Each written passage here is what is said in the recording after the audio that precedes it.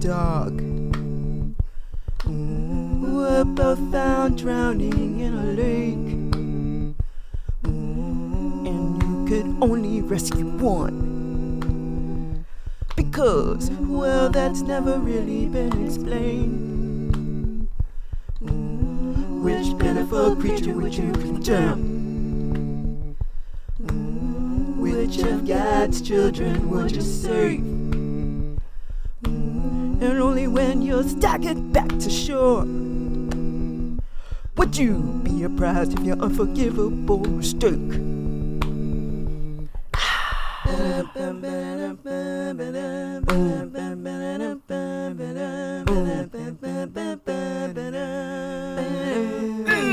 There's someone in the future wishing upon a future star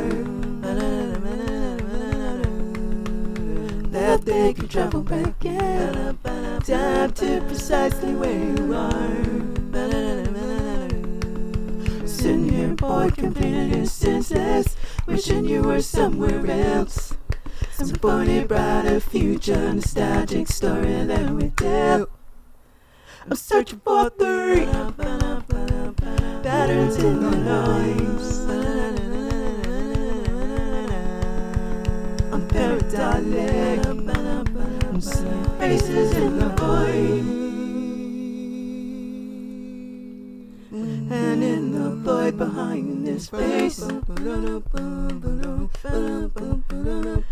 fragments falling into place. Loveless children lined up on a sheet interrupts the reverie.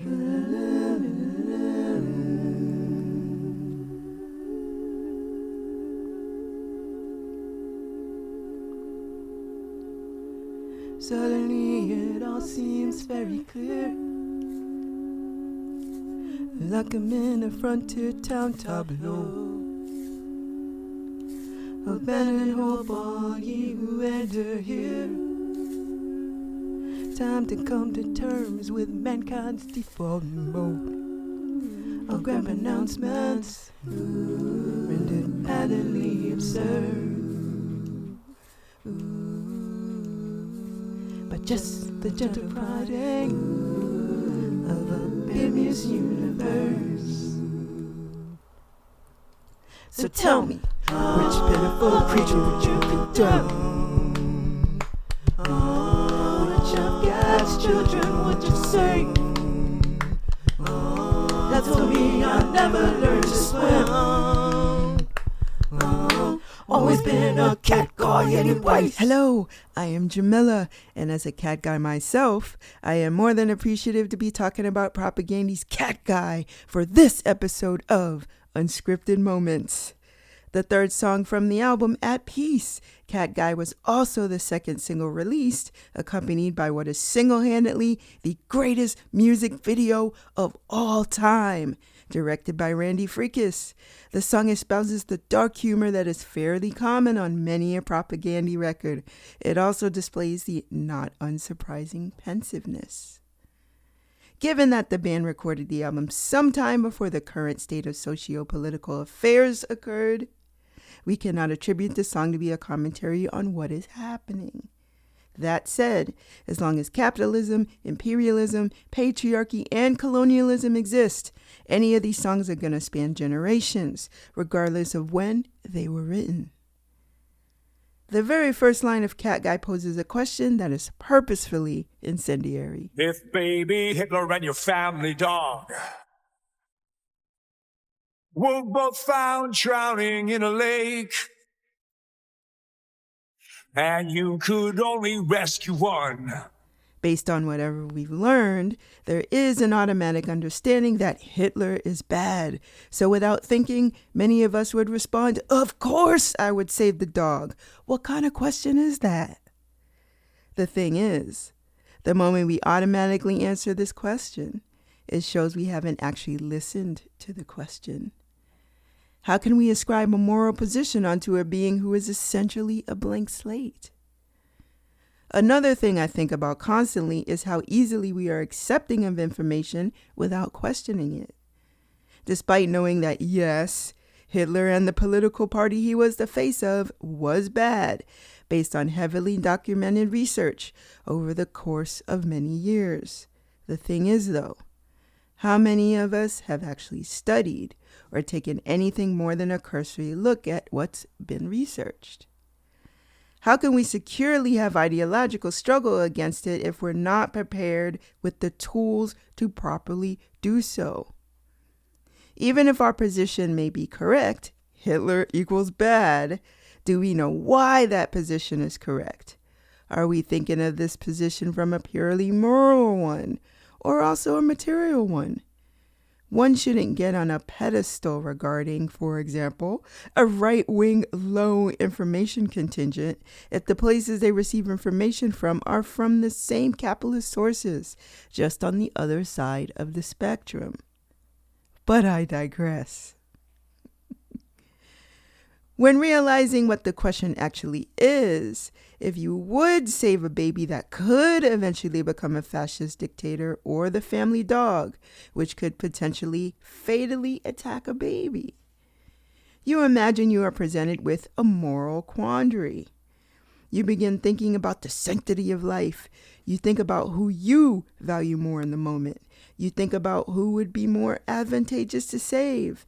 And you begin to think about society judging you for the ultimate decision you would make. Which pitiful creature would you condemn? Which of God's children would you save?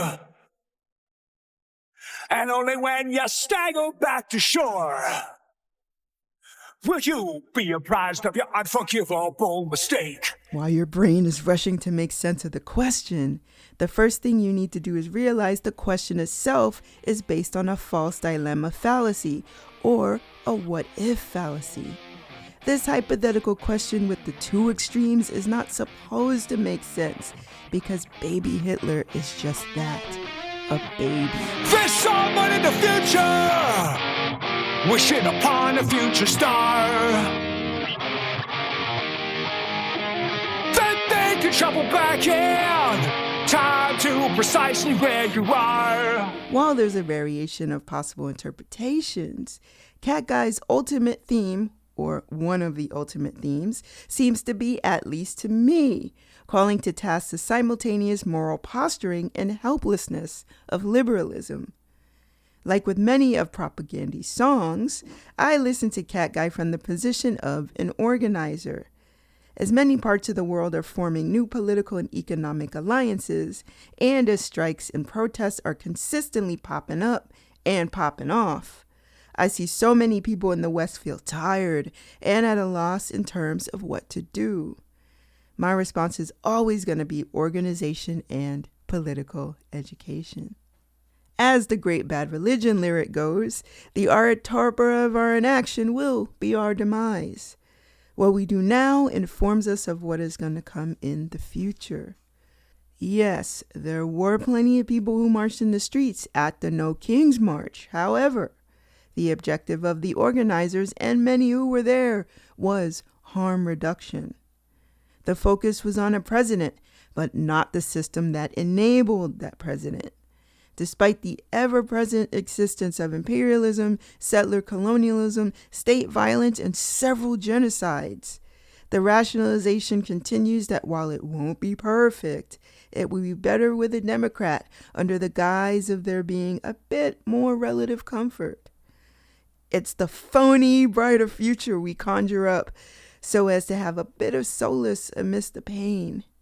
It's that nostalgic story we tell ourselves.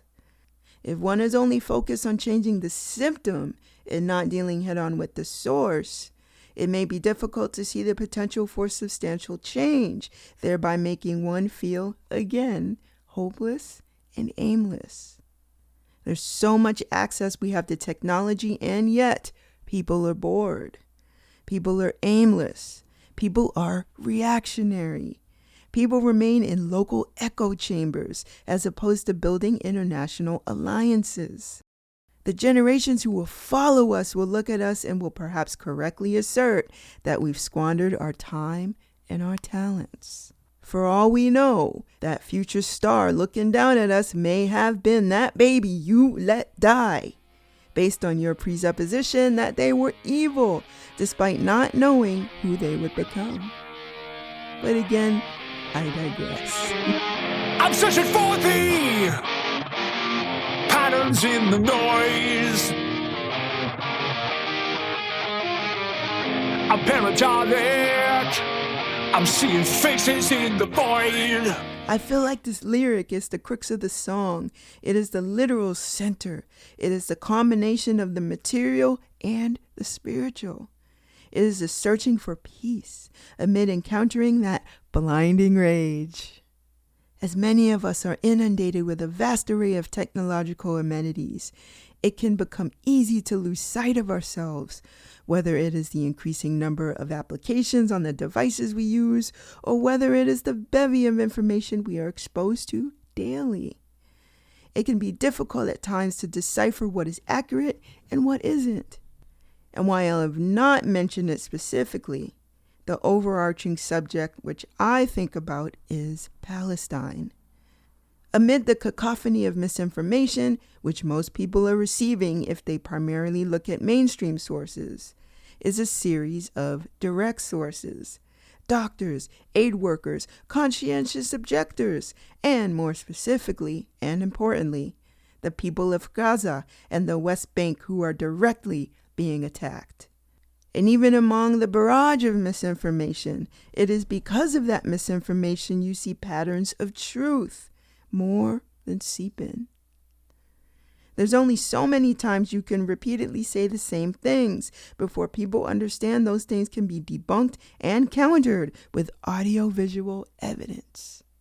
Receiving news of death and destruction daily can indeed be disquieting.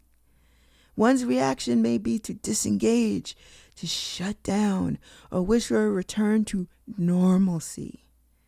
It is a particular default mode that is heavily relied upon as a safe space from the outside world. However, the normalcy under capitalism is obviously reaching its final stages, as the folks who were most able to ignore that normalcy are now increasingly experiencing or are a direct witness to the type of violence that has happened to the rest of the world. It becomes less difficult to disengage, not only in terms of receiving information, but also spiritually, as the faces of the countless victims of capitalism continue to peer through the void of willful ignorance, misinformation, and the reverie of peace. Peace is often seen as the absence of war. However, the cessation of war is not defined by the absence of tanks and guns. Peace is the absence of class hierarchies, of gender-based oppression, of settler colonial violence. The lifeless children lined up on the sheet are enough to give one pause, whether it's the thousands of children in Gaza or the judge, jury, and executioner murder of Tamir Rice. We spend a lot of time thinking of fantastical hypotheticals and making grand announcements about what we would do were these situations to happen, while the real life we aim to ignore is actually happening before our eyes. There is a point where an imploding house is difficult to ignore, and if everyone remained neutral in an imploding or burning house, the result would be obvious. When armed with accurate information, we should be better prepared to know how to respond. So tell me! After all that, we have now returned to a portion of the opening questions. Knowing what you now know, which pitiful creature would you condemn? Which of God's children would you save? the pointlessness of the question is further honed in on with the song's punchline. As for me, I never learned to swim. Always been a cat guy The anyways. joke is also on anyone who gave thought to this question with any sort of seriousness. Because at the end of the video, you have an adorable puppy who looks up, does a head tilt, and walks away.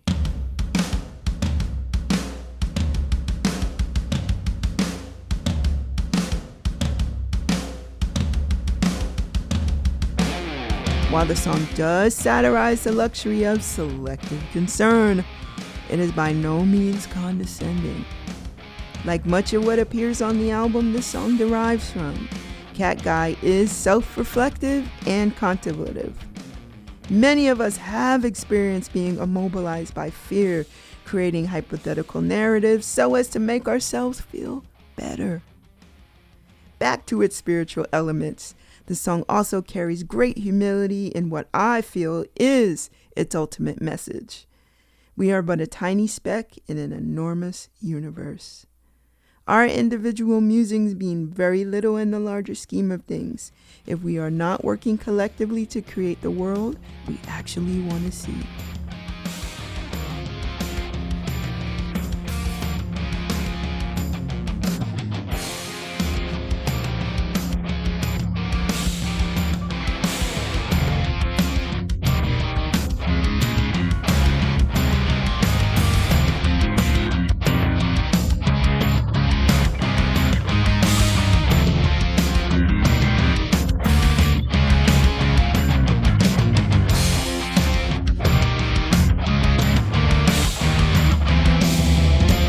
I play music, I am a person who focuses heavily on lyrical content when I'm listening to it.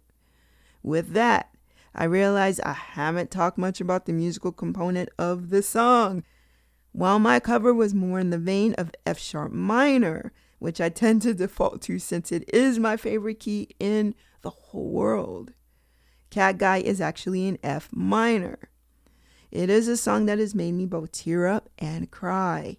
As a matter of fact, while working on this episode, I did tear up listening to it. Upon first listen, I was captivated by the chords.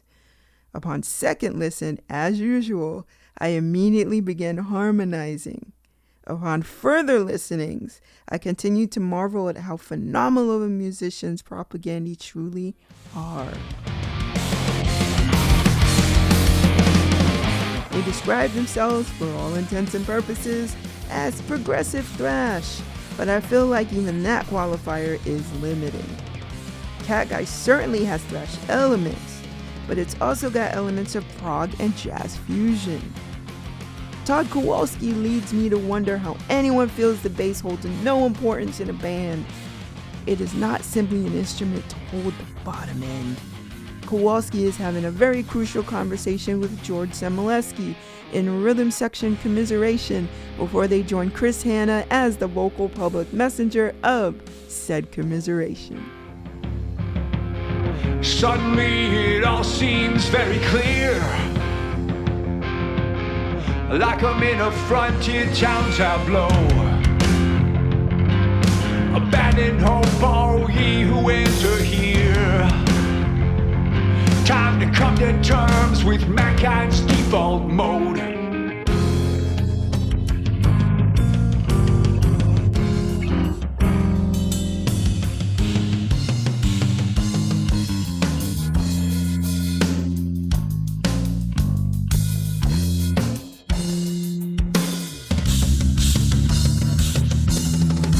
This song is pure perfection. How could it not be? Without punching down, cats, the greatest, most perfect people in the whole world, are the punchline of the song. The song was also accompanied by, again, the greatest music video ever in the whole world, a well-edited montage of stock footage of cats, kittens, and one adorable puppy. Nothing has ever beat this video, and nothing perhaps ever will. I did play the song for my two cat parents, Peebo and Wacho. You might have actually heard them running around and shuffling in the background. Always been a cat guy anyways. Normally, though, they are not that amenable to music at all. However, they are a little more receptive to this song, despite them not understanding the words coming out of the speakers. I also sing the song to them all the time, and they actually don't move away. So my guess is that they're into it, because maybe they figure somehow, cats? Is this about us? I don't know. There are two things we can agree on here. A, ACAB, all cats are best. And B, Propagandy knew what they were doing when they decided to release this song. And you know what you were doing when you decided to listen to this episode. Thank you so much for listening. Have a wonderful rest of your day or night, wherever you are in the world.